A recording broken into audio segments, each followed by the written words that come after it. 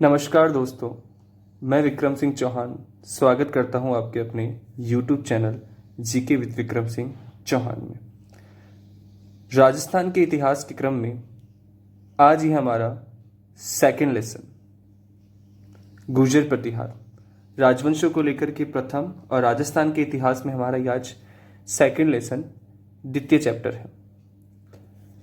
और पहला राजवंश है गुर्जर प्रतिहार।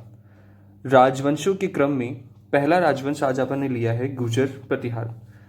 तो गुर्जर प्रतिहारों के बारे में जानने से पहले मैं आपको कल बता चुका था, यानी कि अपनी जो पीछे की क्लास थी उसमें मैंने राजपूतों की उत्पत्ति के संदर्भ में बात की थी कि राजपूतों की उत्पत्ति को लेकर में भारतीय और विदेशी इतिहासकारों के कौन कौन से मत थे। और उसी क्रम में आज हमारा पहला राजवंश है जिसका नाम है गुर्जर प्रतिहार।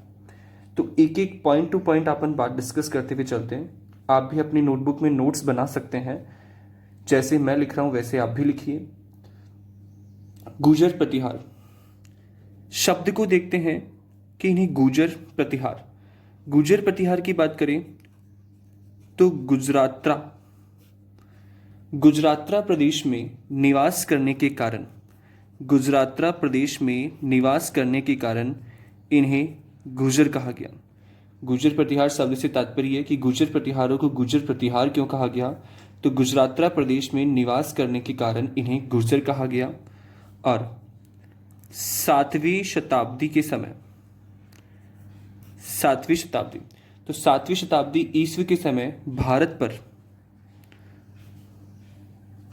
पर अरबों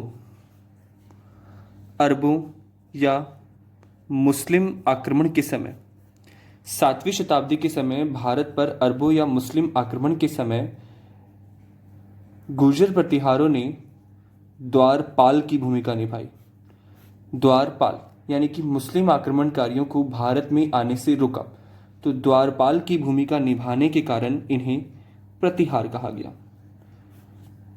तो गुजरात्रा प्रदेश में निवास करने के कारण गुर्जर, और 7वीं शताब्दी में भारत पर हो रहे अरबों के आक्रमण के समय इन्होंने सीमावर्ती क्षेत्र में रहकर द्वारपाल की भूमिका निभाई, इसलिए इनको प्रतिहार कहा गया। अगर मैप के जरिए मैं आपको बताना चाहूं इनकी लोकेशन कहां थी,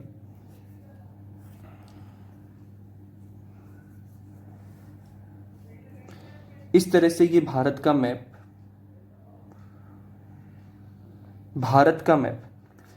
के मैप में इस वाले क्षेत्र में निवास करते थे गुर्जर प्रतिहार।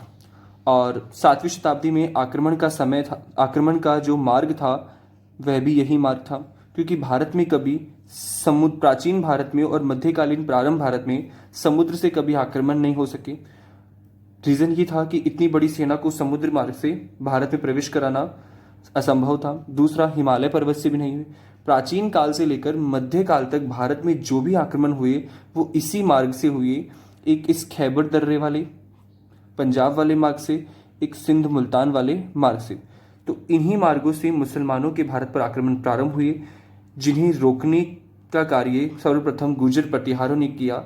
इसलिए इनको द्वारपाल या प्रतिहार या द्वारपाल के रूप में भूमिका निभाने के कारण इसको प्रतिहार कहा गया। और गुजरात्रा प्रदेश, ये गुजरात्रा और मारवाड़ मेवाड़ के क्षेत्र को मिलाकर के गुजरात्रा प्रदेश, और गुजरात्रा प्रदेश में निवास करने के कारण यह गुर्जर कहलाए।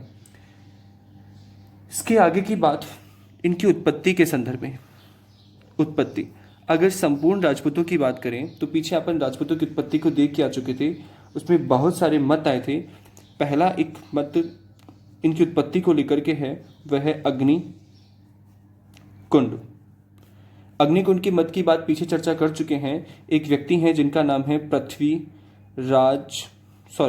एक पुस्तक है जिसका नाम है पृथ्वीराज रासो, जिसकी रचना की थी चंद्र बरदाई ने। तो चंद्र बरदाई ने अपनी पुस्तक पृथ्वीराज रासो में गुर्जर प्रतिहारों को अग्निकुंड से उत्पन्न बताया है। उन्होंने कहा था कि गुरु वशिष्ठ के द्वारा आबू पर्वत पर यज्ञ किया गया और वहां से जो जाति निकली थी वह प्रतिहार, परमार, चालुक्य और चौहान।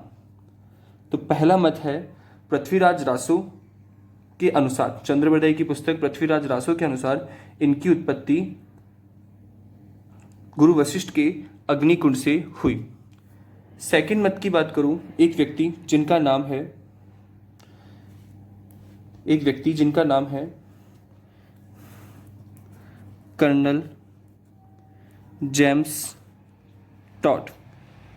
कर्नल जेम्स टॉड के अनुसार गुर्जर प्रतिहार की उत्पत्ति खंजर जाति से हुई। कर्नल जेम्स टॉड के अनुसार गुर्जर प्रतिहारों की उत्पत्ति खंजर जाति से हुई। खंजर, तो विदेशी जाति खंजर से इनकी उत्पत्ति हुई है कर्नल जेम्स टॉड के अनुसार। गुर्जर प्रतिहारों का आगे एक शासक आएगा जिसका नाम है मिहिर भोज। मिहिर भोज के द्वारा एक प्रशस्ति लिखाई गई जिसका नाम है ग्वालियर प्रशस्ति। तो गुर्जर प्रतिहारों के एक शासक मिहिर भोज की ग्वालियर प्रशस्ति में गुर्जर प्रतिहारों को राम के भाई जिनका नाम है लक्ष्मण, राम के भाई लक्ष्मण का वंशज बताया गया है। तीसरा मत हमारे पास है कि मिहिर भोज की ग्वालियर प्रशस्ति में गुर्जर प्रतिहारों को राम के भाई लक्ष्मण का वंशज बताया गया है। तो ये गुर्जर प्रतिहारों की उत्पत्ति को लेकर के कुछ विशेष मत थे जिनकी चर्चा अपन ने की। एक व्यक्ति जिसका नाम है हेन शांग।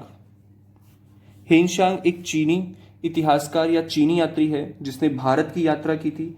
हेन शांग ने गुर्जर प्रतिहारों को क्षत्रिय कहा है। हेन शांग ने गुर्जर प्रतिहारों को क्षत्रिय कहा तथा इनके राज्य को, गुर्जर प्रतिहारों के राज्य को हेन शांग ने नाम दिया है कुचेलो। गुर्जर प्रतिहारों के राज्य को कुचेलो तथा गुर्जर प्रतिहारों को स्वयं को क्षत्रिय तथा इनकी राजधानी जो हेन शांग ने बताई वह बताई पीली मोलो। तो उसने अपनी भाषा में, चाइनीज जो उसकी भाषा थी, उस भाषा के अंदर गुर्जर प्रतिहारों के बारे में जी इन शब्दों का प्रयोग किया। गुर्जर प्रतिहारों को क्षत्रिय कहा, इनकी राज्य को कुचेलो कहा और इनकी राजधानी जो इन बताई वह थी पीली मोलो। एक मत, राष्ट्रकूट शासक पुलकेशिन द्वितीय। एक राष्ट्रकूट शासक है जिसका नाम है पुलकेशिन द्वितीय। पुलकेशिन द्वितीय के द्वारा एक प्रशस्ति लिखाई गई जिसका नाम है एहोल प्रशस्ति या एहोल अभिलेख। राष्ट्रकूट शासक पुलकेशिन द्वितीय के एहोल अभिलेख में सर्वप्रथम गुर्जर जाति का अभिलेखीय रूप देखने को मिला। मैंने शॉर्ट में लिखा है, आप सुन सकते हैं वापस से। पुलकेशिन द्वितीय की एहोल अभिलेख या एहोल प्रशस्ति में गुर्जर जाति का अभिलेखीय साक्ष्य या रूप देखने को मिलता है। तो पहली बार किस अभिलेख के अंदर गुर्जर शब्द का उल्लेख हुआ? तो पुलकेशिन द्वितीय के एहोल अभिलेख या एहोल प्रशस्ति में। हेन शांग ने गुर्जर को क्षत्रिय के राज्य को कुचेलो तथा इनकी राजधानी को पीली मोलो कहकर के पुकारा है। हेन शांग ने मिहिर भोज की ग्वालियर प्रशस्ति में इन्हें राम की भाई लक्ष्मण का वंशज बताया गया है। और कर्नल जेम्स टॉड ने गुर्जर प्रतिहारों को विदेशी जाति खंजर से उत्पन्न होना बताया है। इसके बाद मैं बात करूं एक व्यक्ति जिनका नाम है मुहणोत नैन्सी। मुहणोत नैन्सी बहुत बाद में जाकर के एक व्यक्ति इतिहासकार हुए जिनका नाम था मुहणोत नैन्सी। ये मारवाड़ के राजा जसवंत सिंह के दरबारी विद्वान थे और उनके दीवान पद पर थे। मारवाड़ के राजा जसवंत सिंह के दीवान के पद पर एक व्यक्ति जिसका नाम है मुहणोत नैन्सी। मुहणोत नैन्सी के अनुसार या मुहणोत नैन्सी ने अब गुर्जर प्रतिहारों की कुल 26 शाखाएं बताई हैं। मुहणोत नैन्सी ने गुर्जर प्रतिहारों की 26 शाखाएं, तो 26 शाखाएं बनी गुर्जर प्रतिहारों की, जिसमें से केवल 2 शाखाएं प्रसिद्ध हुई, जिसमें से 2 शाखाएं ही प्रसिद्ध हैं। तो मुहणोत नैन्सी के अनुसार गुर्जर प्रतिहारों की 26 शाखाएं थी, जिनमें से सिर्फ 2 शाखाएं महत्वपूर्ण प्रसिद्ध हैं, जिनमें पहली शाखा मंडोर या जोधपुर के गुर्जर प्रतिहार। मंडोर जोधपुर के गुर्जर प्रतिहार। दूसरी शाखा भीनमाल जालोर के गुर्जर प्रतिहार। तो गुर्जर प्रतिहारों की दो शाखाएं, टोटल 26 शाखाएं, जिनमें प्रसिद्ध दो शाखाएं मंडोर जोधपुर के गुर्जर प्रतिहार और भीनमाल जालोर के गुर्जर प्रतिहार। अगर इनमें भी पूछा जाए कि भारत में सर्वाधिक प्रसिद्ध मंडोर और भीनमाल में से कौन सी शाखा भारत में सर्वाधिक प्रसिद्ध रही या जिसने भारत में अपना महत्वपूर्ण स्थान बनाया, तो वह शाखा थी भीनमाल जालोर शाखा। सर्वाधिक प्रसिद्ध शाखा जिसका नाम है भीनमाल जालोर शाखा, और भीनमाल जालोर शाखा को ही उज्जैन और कन्नौज के गुर्जर प्रतिहार भी कहा जाता है। अब ये उज्जैन और कन्नौज के गुर्जर प्रतिहार भीनमाल जालोर की शाखा क्यों कहा जाता है, उसकी चर्चा करेंगे अपन आगे। लेकिन अभी इतनी बात है कि मोहनोत नैन्सी के अनुसार कुल गुर्जर प्रतिहारों की 26 शाखाएं थी, जिनमें से दो शाखाएं फेमस, मंडोर जोधपुर शाखा और भीनमाल जालोर शाखा। किस शाखा को ही उज्जैन कन्नौज के गुर्जर प्रतिहार कहते हैं, तो भीनमाल जालोर की शाखा को ही उज्जैन कन्नौज के गुर्जर प्रतिहार भी कहते हैं। इसके आगे की नेक्स्ट बात,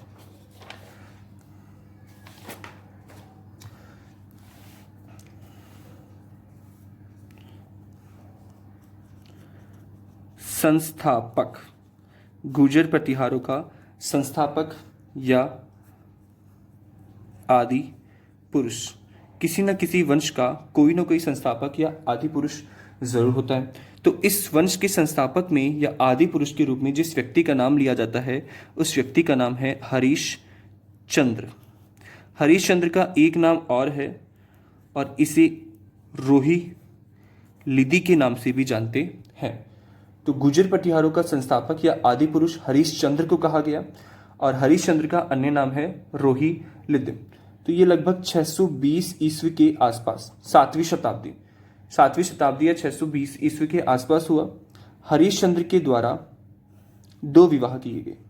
हरीश चंद्र ने दो विवाह किए। एक विवाह किया हरीश चंद्र ने ब्राह्मण स्त्री से, ब्राह्मण स्त्री जिसके इतिहास में जिसके नाम का उल्लेख नहीं हुआ, और एक विवाह हरीश चंद्र ने किया क्षत्रिय स्त्री से, और क्षत्रिय स्त्री का नाम जो आया है वह है भद्रा। क्षत्रिय स्त्री का नाम है भद्रा। तो हरीश चंद्र आदि पुरुष के द्वारा दो विवाह, ब्राह्मण स्त्री और क्षत्रिय स्त्री भद्रा।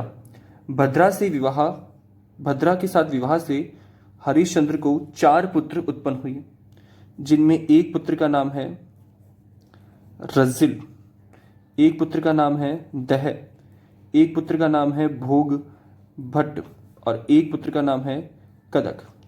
तो रज्जिल, दह, भोगभट्ट, कदक क्षत्रिय स्त्री भद्रा से उत्पन्न हुए हरीश चंद्र के 4 पुत्र थे।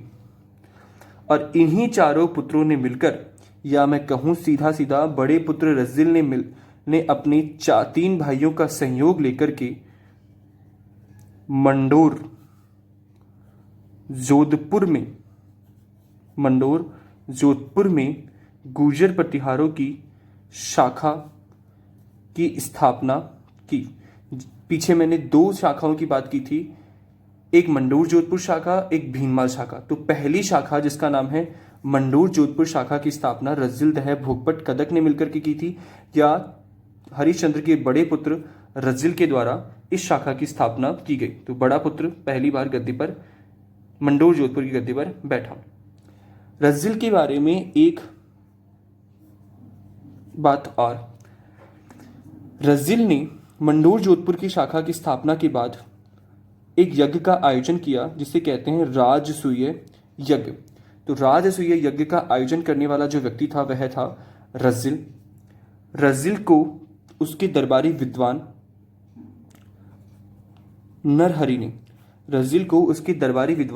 नरहरि ने राजा की उपाधि दी।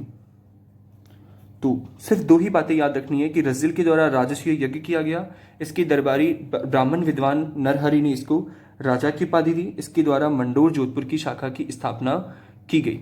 तो मोहनोत नैन्सी के अनुसार पहली शाखा की स्थापना हो चुकी है जिसका नाम है मंडोर जोधपुर की शाखा। ठीक है। हरिश्चंद्र के बारे में जानकारी, हरिश्चंद्र के बारे में जानकारी हमें जोधपुर के घटियाला शिलालेख से मिलती है। हरिश्चंद्र के बारे में जानकारी हमें जोधपुर के घटियाला शिलालेख से मिलती है, जहां हरिश्चंद्र को गुर्जर प्रतिहारों का आदि पुरुष कहा गया है। जहां हरिश्चंद्र को गुर्जर प्रतिहारों का आदि पुरुष कहा गया है। नेक्स्ट शाखा जिसके बारे में हम बात करें वह है दूसरी शाखा, जिसका नाम है भीनमाल जालोर शाखा। भीनमाल जालोर शाखा।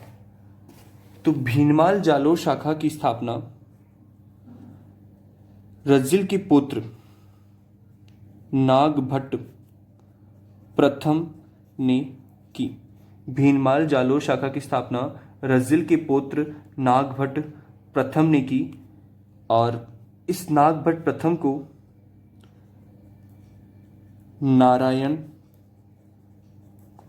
मूर्ति का प्रतीक माना गया है। तो नारायण मूर्ति का प्रतीक जिस गुर्जर प्रतिहार शासक को माना गया उसका नाम है नागभट्ट प्रथम, और नागभट्ट प्रथम के द्वारा गुर्जर प्रतिहारों की दूसरी महत्वपूर्ण शाखा भीनमाल जालोर शाखा की स्थापना की थी, तथा नागभट्ट प्रथम को ही नागवा लोक के नाम से भी जाना गया, या नागवा लोक के नाम भी से भी जाना गया। तो भीनमाल जालोर शाखा की स्थापना करने वाले नागभट्ट प्रथम है, नारायण मूर्ति का प्रतीक और नागवा लोक के नाम जान जाते हैं। और भीनमाल जालोर की शाखा के गुर्जर प्रतिहार स्वयं को रघुवंशी भी कहते हैं। भीनमाल जालोर शाखा के गुर्जर प्रतिहार स्वयं को रघुवंशी भी कहते हैं। तो यह गुर्जर प्रतिहारों को लेकर के बात थी। अब एक और मैं क्लेरिफाई करता हूं, भीनमाल जालोर शाखा को ही उज्जैन और कन्नौज के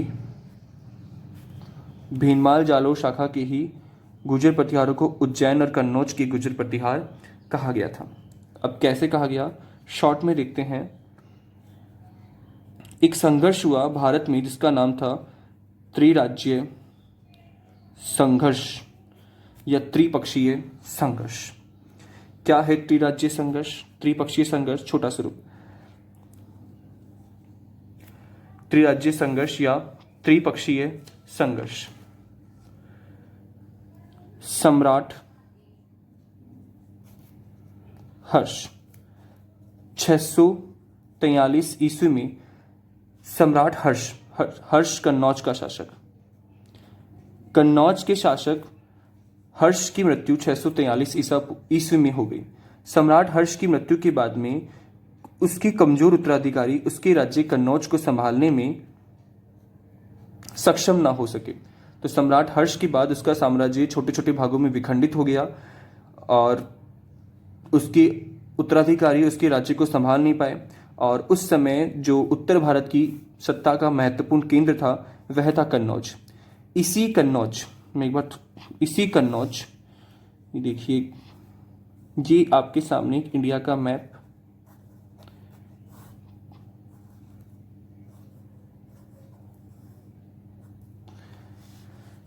कन्नौज वर्तमान उत्तर प्रदेश में है। कन्नौज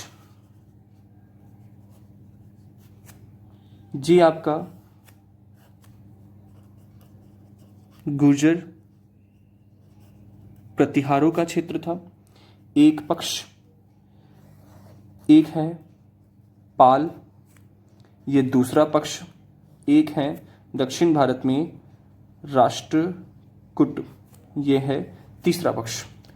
गुर्जर प्रतिहार पाल बंगाल में थे, तो बंगाल के पाल, दक्षिण के राष्ट्रकूट और उत्तर भारत में पश्चिमोत्तर भारत के गुर्जर प्रतिहार। और सम्राट हर्ष की मृत्यु हो गई 643 ईस्वी में। तो सम्राट हर्ष संपूर्ण उत्तर भारत के स्वामी थे। उनकी मृत्यु के बाद उनके कमजोर उत्तराधिकारी उनके राज्य को संभालने में असमर्थ थे। इसी का फायदा उठाकर के गुर्जर प्रतिहार, राष्ट्रकूट और पालों ने कन्नौज पर अधिकार करने का प्रयास किया। कन्नौज पर अधिकार करने का प्रयास किया और इसी प्रयास के फलस्वरूप तीनों पक्षों में जो युद्ध चला, इसी युद्ध को नाम दिया गया है त्रिराज्य संघर्ष। तीनों पक्षों में जो युद्ध चला उसी युद्ध को नाम दिया गया है त्रिराज्य संघर्ष। इस त्रिराज्य संघर्ष की शुरुआत या त्रिपक्षीय संघर्ष की शुरुआत गुर्जर प्रतिहारों के द्वारा की गई और अंत भी इसका गुर्जर प्रतिहारों ने ही किया। सर्वप्रथम कन्नौज पे अधिकार भी गुर्जर प्रतिहारों ने किया और अंत में अधिकार भी गुर्जर प्रतिहारों का ही बना रहा। तो कन्नौज पर अधिकार करने के लिए गुर्जर प्रतिहारों को भीनमाल जालोर के क्षेत्र से निकलकर उत्तर भारत में आगे बढ़ना पड़ा और इन्होंने उज्जैन पर अधिकार किया। किस पर अधिकार किया? उज्जैन पर अधिकार किया। तो भीनमाल जालोर के गुर्जर प्रतिहार ही उज्जैन के गुर्जर प्रतिहार कहलाए। उज्जैन पर अधिकार होने के बाद में राष्ट्रकूटों और पाल शासकों से लड़ते हुए इन्होंने कन्नौज पर भी अपना अधिकार कर लिया, इसीलिए यह कन्नौज के गुर्जर प्रतिहार कहलाए। तो 26 शाखाओं में से 2 शाखा इंपॉर्टेंट, भीनमाल जालोर की गुर्जर प्रतिहार, मंडोर जोधपुर की गुर्जर प्रतिहार। और भारत में अपनी प्रसिद्धि का डंका जिन गुर्जर प्रतिहारों ने बजाया था वह थे भीनमाल जालोर की गुर्जर प्रतिहार, जिन्हें उज्जैन और कन्नौज की गुर्जर प्रतिहार कहा जाता है। तो गुर्जर प्रतिहारों का यह चैप्टर आगे भी चलेगा और गुर्जर प्रतिहारों के हम आगे की क्लासों के अंदर एक एक शासक के बारे में बात करेंगे। इन शासकों के बारे में बात करने से पहले हम थोड़ा सा सूक्ष्म रूप में एक चैप्टर और देखेंगे जिसका नाम है त्रिराज्य संघर्ष। आज की क्लास थोड़ी लंबी हो जाएगी त्रिराज्य संघर्ष के लिए, तो मैं इस टॉपिक को अभी होल्ड कर रहा हूँ। त्रिराज्य संघर्ष में आपको नेक्स्ट चैप्टर में पढ़ाऊंगा, जिसमें मैं आपको बताऊंगा कि कैसे कन्नौज पर अधिकार करने के लिए गुर्जर प्रतिहारों, राष्ट्रकूटों और पाल शासकों में 200 वर्षों तक संघर्ष चलता रहा, लंबा संघर्ष चला, और कैसे इन शासकों ने इन त्रिराज्य संघर्ष में भाग लिया और कैसे कन्नौज कभी पालों के पास गया, कभी राष्ट्रकूटों के पास, कभी गुर्जर प्रतिहारों के पास, किन किन शासकों की इसमें लड़ाई हुई, उसकी चर्चा आगे। ठीक है, तो एक बार वापस देख लीजिए। गुर्जर प्रतिहार, गुजरातरा प्रदेश में निवास करने के कारण गुर्जर। 7वीं शताब्दी में भारत में अरबों और मुसलमानों के आक्रमण के समय इन्होंने द्वारपाल की भूमिका निभाई, इसलिए इनको प्रतिहार। तो शब्दों का बात समझ में आ गया आपको। उत्पत्ति को लेकर विभिन्न मत है। चंद्रबरदाई की पुस्तक पृथ्वीराज रासो के अनुसार इनकी उत्पत्ति अग्निकुंड से हुई थी, जिस अग्निकुंड का आयोजन गुरु वशिष्ठ ने किया था, जिसमें सबसे पहले प्रतिहार, परमार, चालुक्य और चौहान। कर्नल जेम्स टॉड के अनुसार इनकी उत्पत्ति विदेशी जाति खंजर से हुई है। अब सिर्फ गुर्जर प्रतिहारों की बात है, पीछे राजपूतों की उत्पत्ति की बात थी, अब सिर्फ गुर्जर प्रतिहारों को लेकर के। मिहिर भोज की ग्वालियर प्रशस्ति में इन्हें राम के भाई लक्ष्मण का वंशज बताया गया। अगर प्रश्न आता है कि पहली बार गुर्जर शब्द का अभिलेखीय साक्ष्य हमें कहां से प्राप्त हुआ है, तो पुलकेशिन द्वितीय के एहोल प्रशस्ति से हमें पहली बार गुर्जर शब्द का अभिलेखीय रूप देखने को मिलता है। चीनी यात्री हिनशांग ने भीनमाल की यात्रा की थी। चीनी यात्री हिनशांग ने भीनमाल की यात्रा की थी और अपनी पुस्तक सीयूकी में उसने गुर्जर प्रतिहारों को क्षत्रिय बताया, इनकी राज्य को कुचेलो कहा और इनकी राजधानी को पीली मोलो। पुलकेशिन द्वितीय ने एहोल अभिलेख में हो गया। मोहत नैन्सी ने गुर्जर प्रतिहारों की 26 शाखाएं बताई हैं और 26 शाखाओं में से 2 शाखाएं प्रसिद्ध रही, जिसमें मंडोर जोधपुर की गुर्जर प्रतिहार, भीनमाल जालोर की गुर्जर प्रतिहार, इन्हें ही उज्जैन कन्नौज का गुर्जर प्रतिहार कहा गया है। संस्थापक को लेकर के बात करें तो इनका संस्थापक या आदि पुरुष हरीशचंद्र या रोहिलिदी है, जो 620 ईस्वी के आसपास हुआ। और रोहिलिदी के बारे में प्रथम जानकारी जोधपुर के घटियाला अभिलेख से मिलती है। जोधपुर के घटियाला अभिलेख में ही इन्हें आदि पुरुष कहा गया है। हरीशचंद्र रोहिलिदी ने 2 विवाह किए, एक ब्राह्मण स्त्री से और एक क्षत्रिय स्त्री भद्रा से। क्षत्रिय स्त्री से 4 पुत्र उत्पन्न हुए, रज्जिल, दह, भोगबट और कदक। चारों पुत्रों ने मिलकर या रज्जिल ने अपने भाइयों की सहायता से मंडोर जोधपुर में गुर्जर प्रतिहारों की शाखा की स्थापना की और इसे ही अपनी राजधानी भी बनाया। रज्जिल ने एक राजसूय यज्ञ का आयोजन किया। रज्जिल का दरबारी ब्राह्मण विद्वान नरहरि, नाम याद रखना है, नरहरि ने रज्जिल को राजा की उपाधि दी। दूसरी शाखा भीनमाल जालोर की शाखा। इस शाखा के लोग अपने आप को रघुवंशी कहते थे। इस शाखा का संस्थापक नागभट्ट प्रथम था। छोटा सा इंट्रोडक्शन है नागभट्ट प्रथम का, जिसे नारायण मूर्ति का प्रतीक कहा गया है, नागवा लोक के नाम से भी जाना गया है, और इन्हें ही उज्जैन कन्नौज का गुर्जर प्रतिहार कहा, जिसकी जानकारी त्रिराज्यीय संघर्ष, सम्राट हर्ष की मृत्यु के बाद 643 ईस्वी में 3 राज्यों में संघर्ष हुआ। गुर्जर प्रतिहार राष्ट्रकूट पाल, गुर्जर प्रतिहार ने कन्नौज पर अधिकार करते हुए राष्ट्रकूट और पालों को पराजित किया और अपने क्षेत्र को भीनमाल जालोर से निकालकर उज्जैन और कन्नौज तक ले गए। इसीलिए यही भीनमाल जालोर के गुर्जर प्रतिहार उज्जैन और कन्नौज के गुर्जर प्रतिहार भी कहलाए।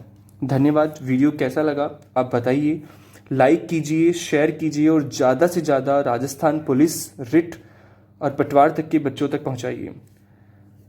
धन्यवाद।